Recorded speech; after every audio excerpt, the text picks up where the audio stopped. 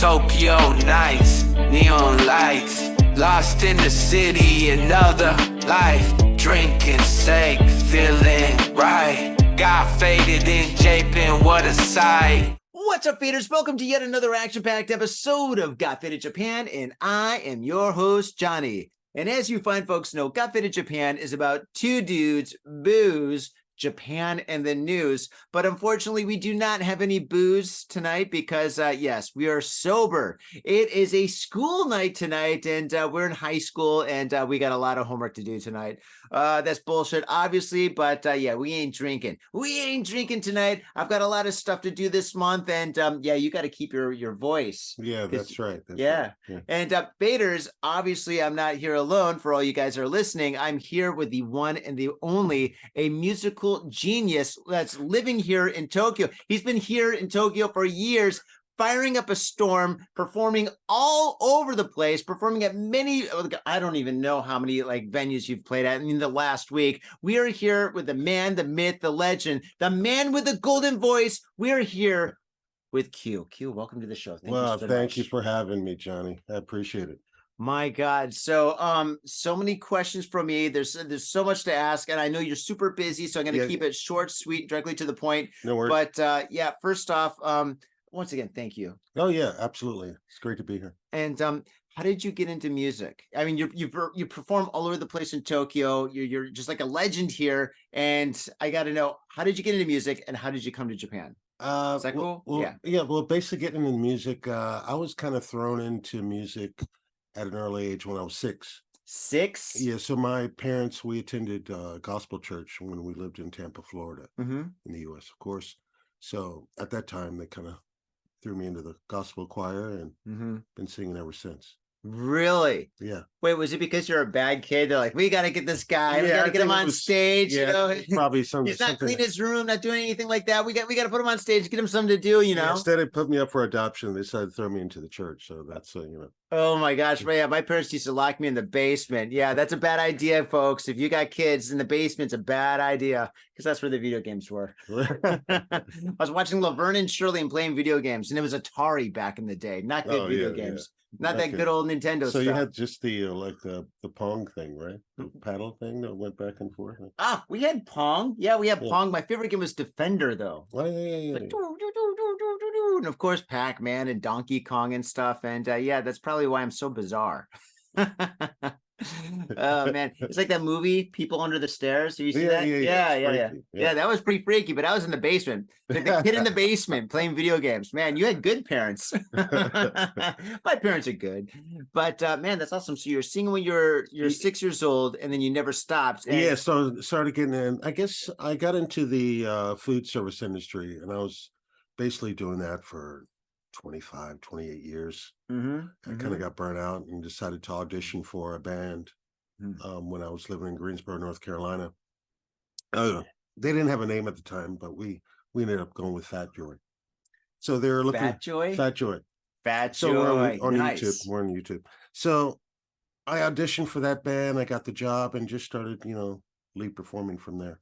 Wow, that's awesome. Yeah, you are amazing on stage. Thanks, man. Amazing on stage. Yeah. So you're performing, and you had that band. Did you have multiple bands after that before you came to so I Japan, started touring with a really great soul group called Hobex out of North Carolina, Chapel Hill area. Cool. Greg Humphreys, great guy. So he brought me on as a percussionist and backup singer. So I went on national tour with those guys. Fantastic. So I was doing that for over 2 years, going from the East Coast, West Coast, down south, up north, living out of a suitcase. Most musicians do when they tour. Great experience, great band, and ended up getting the opportunity to move out to Japan. So left Greensboro, North Carolina, and moved to Tokyo. Awesome. So when you were touring back in the day, was it like old school, like touring where like basically you had a van, you had like 6 dudes and you had like instruments, and actually there's more instruments and amplifiers than people. So you're all squished together. Well, honestly, we were lucky. We had a nice sized van. There was 5 or 6 guys at a time, depending on what the ensemble was. But we had a big trailer in the back that pulled all our gear. Really? Which got interesting in snowstorms. Oh, I'm sure it did. You got any So we're- stories? Oh, here you're looking out the window like, and seeing all your belongings just kind of swaying back in the rearview mirror. oh no, you're just praying. You're like, oh God, I'll be a good boy. All those bad things, I'm really sorry. I feel, oh geez. That's Yeah. what I would be doing. Yeah. But great time. Wow, that's awesome.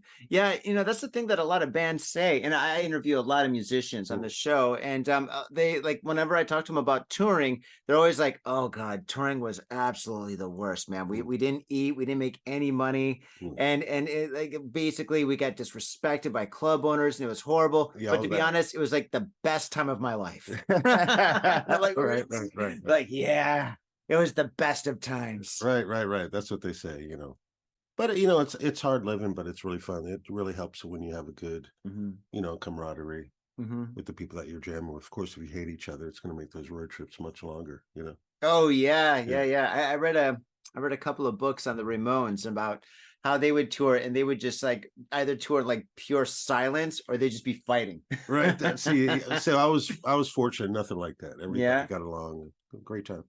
That's fantastic. Have you toured out here in Japan, or have you mostly stayed in Tokyo? Yeah, mostly Tokyo. I've done a couple of gigs, like Yokohama, but nothing too far. Nothing too I've far. been wanting to, but just with those schedule, it hasn't really permitted any much like touring and things like that. Yeah, I can imagine. So I'm mostly in Tokyo.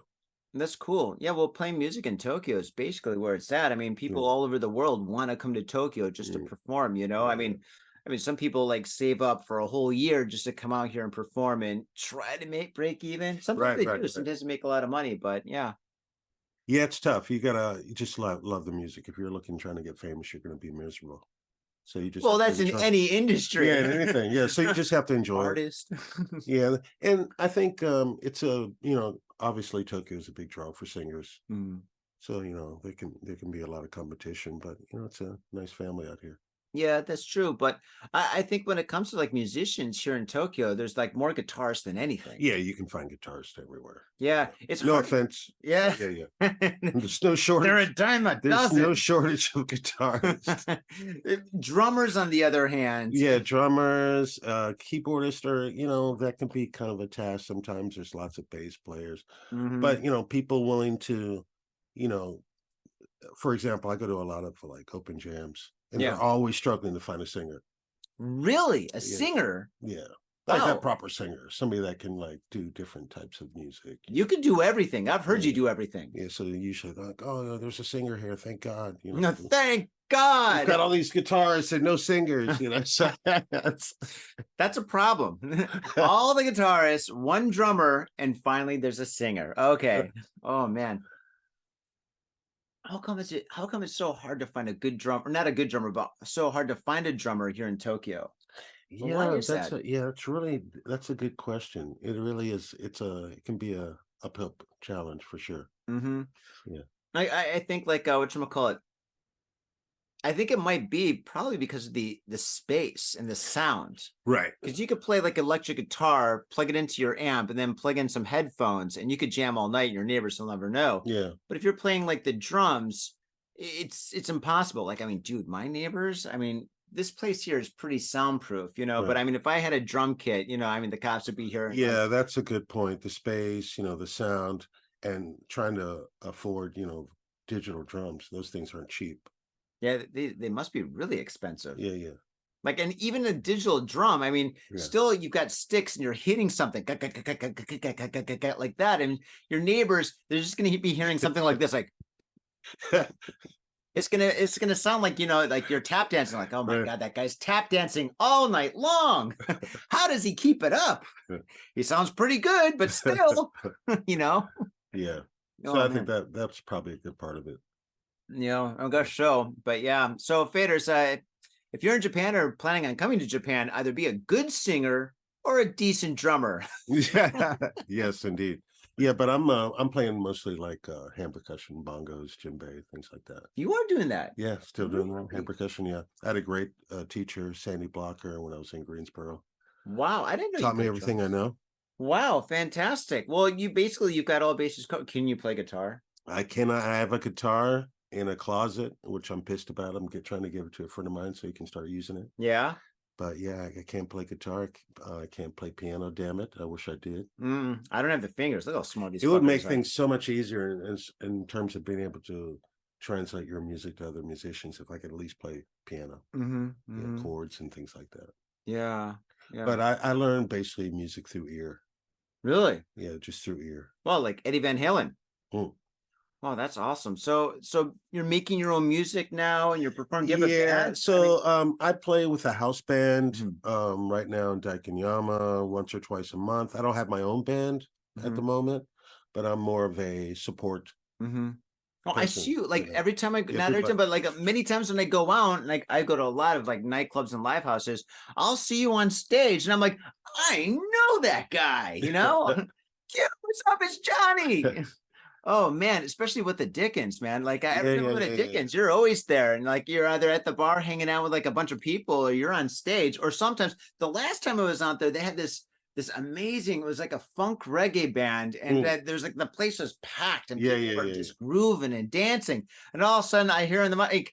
Hey, Q, get your ass up here on stage, man. And all of a sudden you get on stage and you guys were playing like all sorts of jams, man. That was an amazing night. That was like so much fun. Yeah, you guys like killed it. Yeah, so I'm trying to start my own thing, but yeah, like I said, I have other bands that are trying to get me to sing, so I don't have to really. Obviously so. That's such a big problem.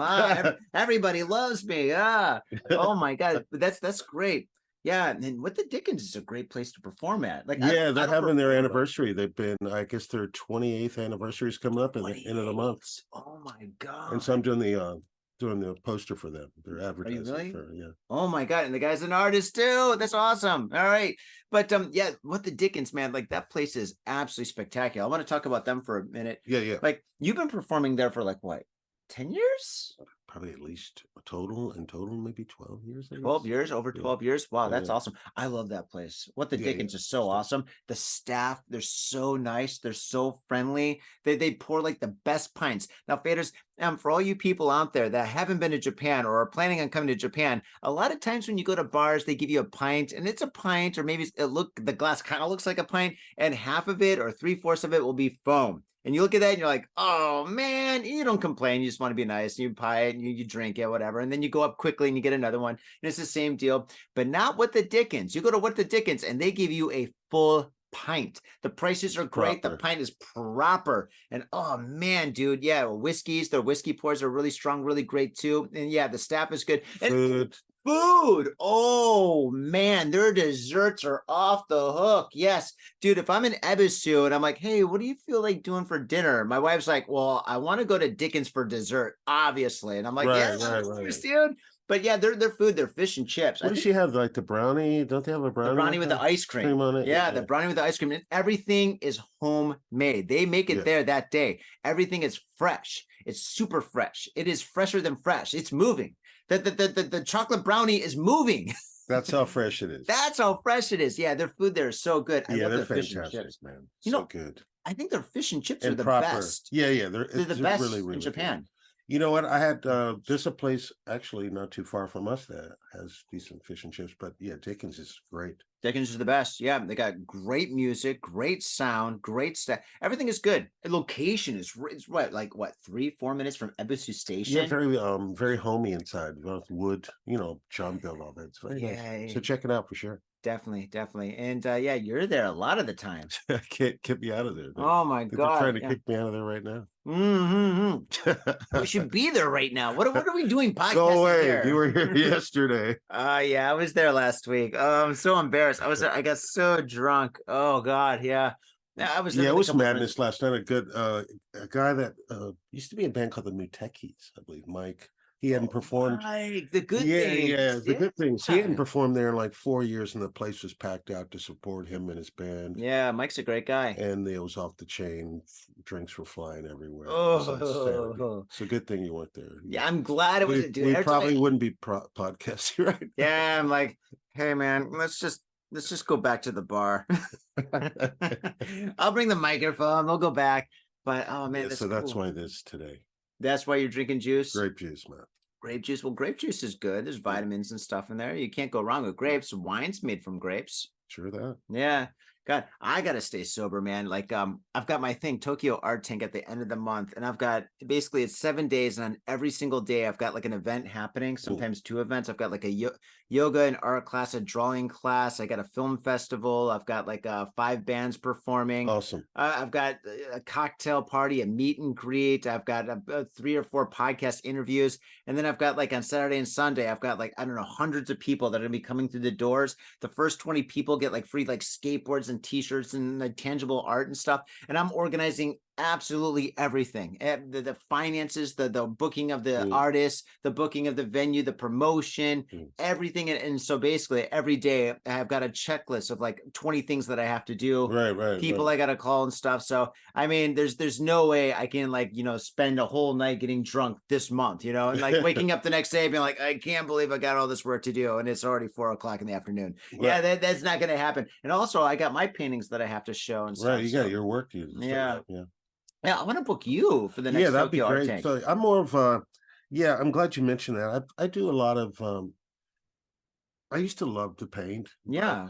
Just because I didn't have the space, I kind of had to scale down my operation. Yeah. So I just started sketching, drawing a lot of things, scanning it, and finishing off in like Photoshop. So doing like multimedia art. Oh, that's good. So you don't have to worry about smelling up my mom's place with my paints and all my supplies and things like that. Your mom's here in Japan? No, when I went home, because I left Japan. Yeah, okay. I left Japan after my accident. I went back to the US for like 7 years. And so I didn't have the space to kind of sprawl out and have paints and acrylics all over the place. So no, you saw my studio. My studio looks like but it's good that you have a spot. You have a space for your art stuff. I never had that, so I had to kind of do everything on a lot of stuff on my computer. I tell you what, man, sometimes when you're pushed against a wall, that's when you get really creative.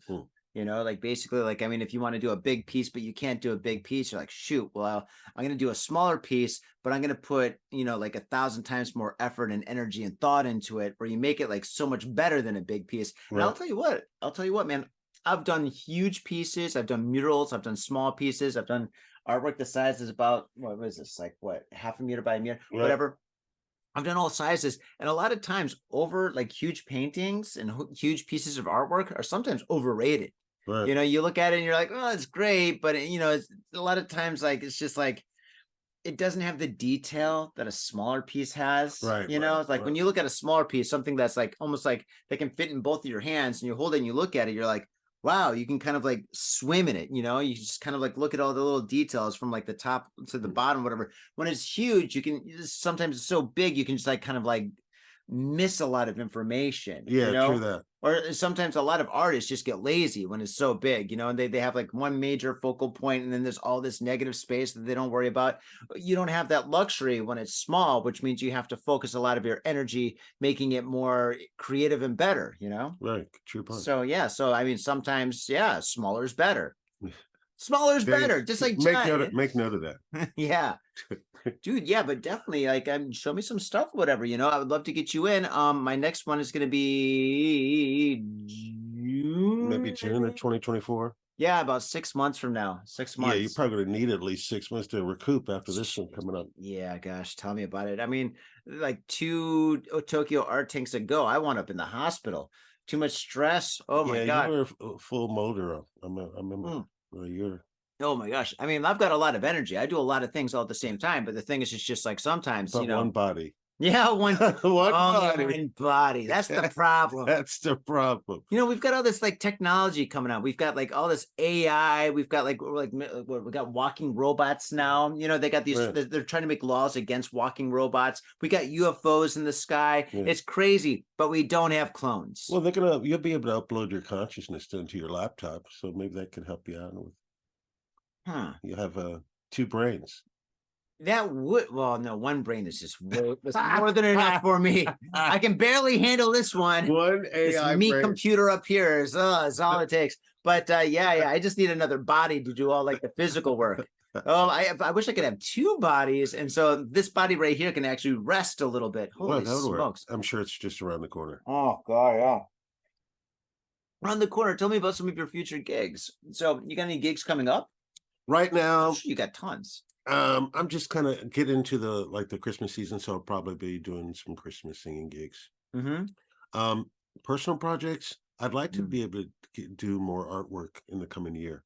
So I'm sure we'll be, talking Wow. much more. So I'm steering a little bit away from the music and do a little bit Oh, more I artwork. didn't even know that. Okay, cool. Yeah, yeah, Really? yeah, yeah.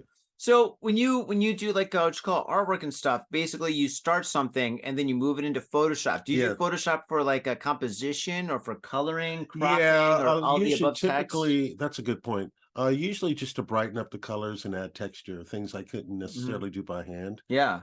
So, but the vast majority of the work I do is by hand. Wow, awesome. That's Yeah. cool. But using the computers, I mean, it's great. It's an amazing tool. Yeah, it's still a learning curve, but I'm self-taught when it comes to like doing graphic design and stuff like that. So Mm-hmm. there's a lot of things that I could do better. Mm-hmm. Because my Mm-hmm. friend are like, oh, there's shortcuts for that. I'm like, Mm-hmm. oh, really? Yeah. So there's a lot I don't know about Photoshop.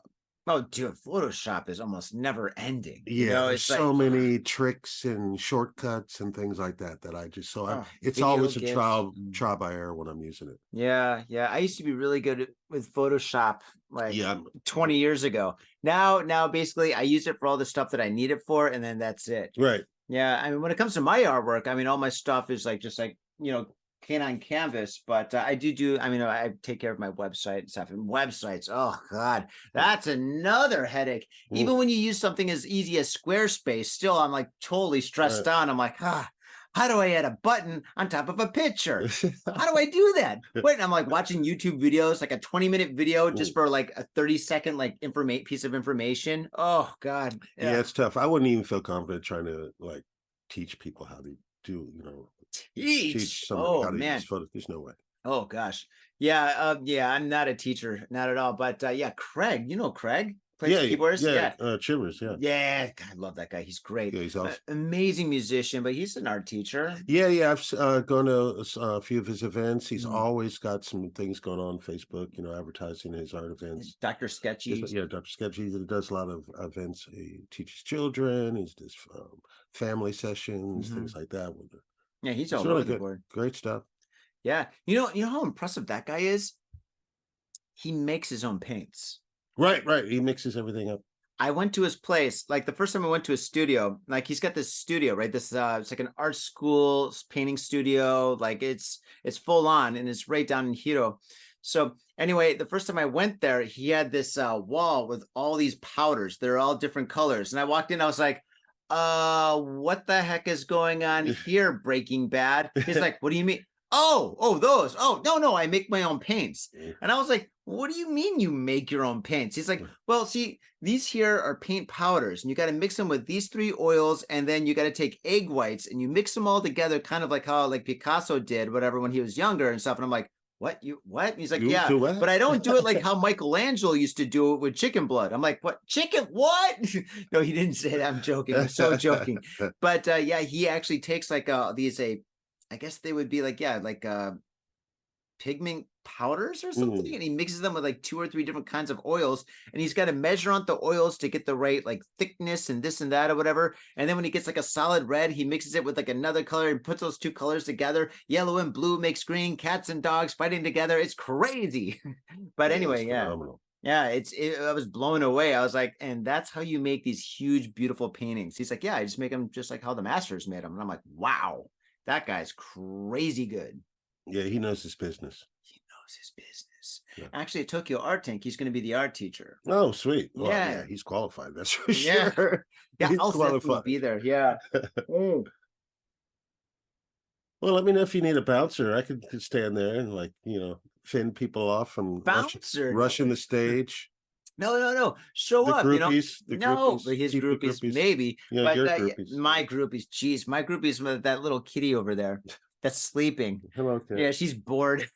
She's like, he's been podcasting all day again. Oh, this is terrible. Oh my God, play with me.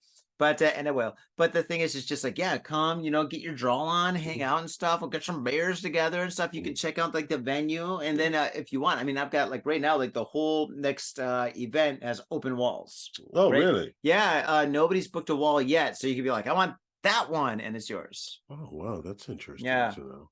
And actually, this last Tokyo Art or this few upcoming Tokyo Art Tank is just like I think there's a couple of artists that are having issues that maybe they'll be there, maybe they won't. So make sure you have some stuff that's ready. Right. Yeah, you got to make just sure in you case. Because of like if somebody like cancels, I need a backup guy. Yeah, somebody can fill that space. I want you to fill it, man. Yeah. So I mean, because the thing is, no Banksy this year. No Banksy. Yeah. I'm Banksy. I thought you were Banksy. I was like, Peters, we got Banksy here. Banksy has cooler hair. He's American. I don't think he has hair. I've seen a couple of people who are supposedly Banksy. They're like, they look like Uncle Fester. Well, apparently Banksy. It's not the news section yet, but apparently he's being potentially sued, and he might have to reveal his identity. The interesting thing about him revealing is potentially sued. Yeah, like all his like images are stencils that he copied. and then actually, if you watch the movie, like Exit Through the Gift Shop, great movie. It's great movie, but you're like, that's illegal. That's illegal. I think most of the stuff in this movie is quite illegal. Right. It's like a documentation of like all the laws. Yeah, it's all But but the thing is just like, one thing about England, I got a friend that's British, right? And we talk sometimes about like business because he's an artist too. And one thing that we talk about is like, like paying taxes and like the business side of art and stuff, which is like a lot of fun, the fun part of art. Yeah. But anyway, he said in England, the government does not mess around with taxes. Like they do not mess around. Like, I mean, the IRS is pretty scary. I'm scared. I pay my taxes. If they want more, I'm like, take my money. I've got blood too. Take it. You could probably have a pint. I'm not sure how good it tastes, but I'll give them anything they want, But the thing is, it's just like the British, the UK IRS or whatever they have over there, their government. Woo! They are strong. They get their money. They get their money. So the thing is, I'm really interested how Banksy is like this phenomenally unrecognizable, unknown person, right? And he's making millions upon millions upon millions upon millions upon millions. Stop me. Of yen. No, what is he making? Pounds over there, and like nobody knows who he is. Right. If you follow the money, you'll find Banksy, I'm sure, because I mean, he must be paying taxes, right? You would think so. You think his mom pays the taxes for him? But then, it's like, well, if Mrs. Banksy's paying taxes, it's got to be Junior. Does he have a shell company? Who knows? How does an artist come up with a shell company? I don't know. Maybe he washes it. Maybe he's a dishwasher somewhere. I don't know. Who knows? That's crazy. But anyway, somebody knows who Banksy is. I'm sure it's Banksy. Banksy knows who Banksy is. Oh man. Well, anyway, getting sued, huh? Yeah. So apparently, something happened where I guess some company, Target, maybe used one of his designs without his permission. Oh, sorry, he's suing them, right? And so what happened was, well, he didn't sue. He went out apparently on his Twitter or told his fans to go after this company. Oh, that's well, illegal. Some of these people were not amicable. So now they're saying that he incited aggressive behavior towards this company. Ooh, yeah. So they're suing now. Mm-hmm. They're trying to get to him. So if he has to reveal his identity in court, of course, all these countries that have been kind of vandalized are going to start coming after him. But I mean, yeah, that's a whole weird thing when it comes to like graffiti and art and stuff. I mean, if you're just like an average, like, graffiti artist and you're like spray painting buildings or whatever, that's completely illegal. And I mean, you'll get a fine, you'll go to jail. In Japan, they'll throw the book at you. Do not do any graffiti here. No. But but if you're Banksy and you do it, people steal it. Or maybe like if you do it on if he did it on a building, the building itself, like the value of the buildings just went up like $12 million. Yeah, just like recently the governor of maybe Osaka or Tokyo or whatever, she took a picture next to a Banksy. I guess he was in Japan. Oh, really? And did a little, just like a corner piece, and she was taking a picture with it. Well, I would too, to be honest. Yeah. I'm like, hey, I'm not Banksy. Vandalism, but it's Then it's street art. I don't know. Is there a fine line? I don't think there's a fine line. I think it's very gray, when it comes to like, like graffiti and street art and stuff, But I think it just depends on like, I guess the governor. Well, that's why I think that's why his anonymity is so important. That's the only thing keeping him out of prison and him able to keep making so much money. how do you make money when nobody knows who you are? So he's got, I mean, his accountant knows, but his accountant's got to file his taxes, which means his name's got to go under on what? the, Yeah, under what? under Yeah. Banksy. Who knows? Interesting. I'm Well, sure there's anyway, lots of people would want to know how you work that out. yeah, and I'm sure he's got a warehouse. So Of stuff yeah. So he's got to have his name. So under some yeah, credit cards. Follow the money. Follow the money. Ooh, Yeah, I mean, he had a huge show in Tokyo a couple of years ago. It was like this huge exhibition that was up for a long time. And I'm not sure if they sold work, but they had a lot of his stuff there. I had a lot of friends that went. I never went. I was always too busy, and then I forgot about it. But yeah, sorry, Banksy. Love you, buddy, but I didn't go. I don't know who he is. Nobody does. Is it even a dude? You know, it could Maybe be a it's girl. a house mom. It could be a house mom. I mean, a lot of the art is just stencils. Anybody could do it. It's the concept, really. You know, you got a mouse. The mouse has got a balloon, but the balloon is a hand grenade. You know, that's a Banksy, right? So I mean, anybody could come up with that. It's just like he was the first one to do it. It could be like a house mom. She's like, then again, think about this. What if it's like a house mom, you know, and she's going down the street with like a stroller, and then people are just like, oh, look at that old lady. She's gone there buying groceries with her kid. But then when nobody's looking, she takes out the kid, and it's like not even a kid, it's like a doll, and she's using it, and it's like a spray paint can. She's spray painting like stencils on the wall, and nobody's the wiser because nobody would ever think that Banksy is like a housewife or a house mom or whatever. Canister and the fake baby. Oh, interesting. Well, that's something that Banksy would do. And the baby's holding a hand grenade. Who knows, man? Oh, geez. But yeah, that's interesting. But yeah, oh gosh. But once again, do not do street art or any graffiti in Japan. That's a no in this country. That's bad news. Man, yeah. Oh my goodness. Unless you're Banksy, I guess. Right, exactly. Oh man. But anyway, Tokyo Art Tank is happening on November 27th to December 3rd. And yeah, if anybody pulls out, man, like I mean, dude, I've got this little area and stuff that I'm thinking that it's like a long story. But anyway, yes. Get some stuff ready just in case. Okay. Awesome. And okay. Yes. I need you to plug you. So whatchamacallit? Websites, Instagram, Facebook, SNS. What do you got, Q? Yeah, so if you'd like to check out some of my artwork, I'm on Instagram. It's Q Kendrick Art at Instagram. Show notes. It'll be in the show notes. Also, there'll be a link to some of my YouTube videos with my old band, Fat Joy. Cool. And a shout out to some of the people I perform with. So check it out, please. That'll be fantastic. All right. But in terms of on the calendar, just doing some regular shows in Daikanyama, but no major things to push. But not yet. Always wishing everyone well. Cool. Very Please cool. take care. Awesome. Well, on that note, Q, thank you very much for being here. Oh, no news? Huh? No news. Jesus, the news. Oh my God, dude. It's been a while. See, the thing is, that's why he needs me. Yeah, that's why I need. That's why I really need you. Okay, faders. We're gonna take a little break, and when we come back, we've got the news. Man, we're on a roll, man. I was just like, and that's a show. Banksy is me. No, Banksy's you. I bet Banksy's the cat. I wish. Look at that cat. She's so mischievous. I bet she's. Yeah, look at her. Hey, how you doing, girl? Where are you hiding the money, kitty?